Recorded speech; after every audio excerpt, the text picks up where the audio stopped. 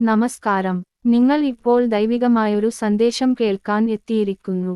ഇത് ടോറലീഫ് വേ ചാനലാണ്.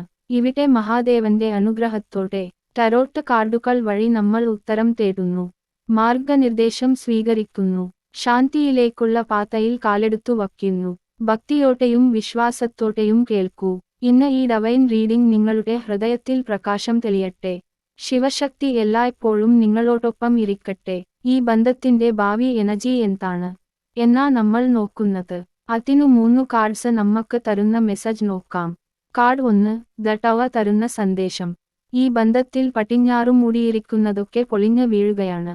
നിറഞ്ഞു കവിഞ്ഞുപോയ അസത്യങ്ങൾ അതൊക്കെ ഒരേ സമയം പൊട്ടിത്തെറിക്കുന്നു. ഇത് വേദന നൽകും, പക്ഷേ മോചനം കൂടിയാണ്. നിന്റെ വ്യക്തിയും തേർഡ് പാർട്ടി ബന്ധവും ഇപ്പോൾ പിളർന്നു പോകുന്ന എനർജിയിലൂടെയാണ് കടക്കുന്നത്.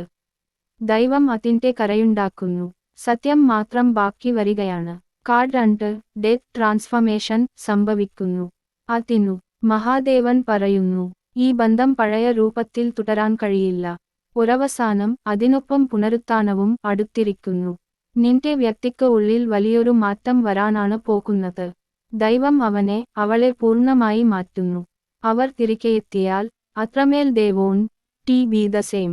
കാർഡ് 3, ഏസ് ഓഫ് പെന്റക്കൽസ് തരുന്ന സന്ദേശം. മഹാദേവൻ നിനക്കായ പുതിയ ഒരു ചെപ്റ്റർ ഒരുക്കുന്നു. അവിടെ സത്യത്തിന്റെ വിളക്കാണ് തെളിയുന്നത്.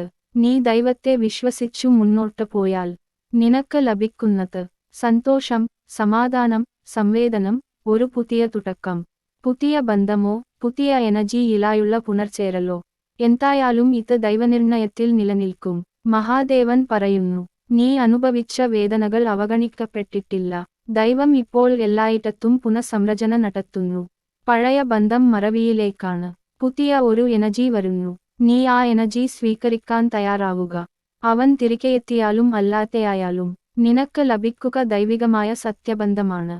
ഇത് ഹൃദയത്തെ സ്പർശിച്ചെങ്കിൽ ലൈക്ക് ചെയ്യാനും സബ്സ്ക്രൈബ് ചെയ്യാനും ഷെയർ ചെയ്യാനും മറക്കല്ലേ. Thank you universe.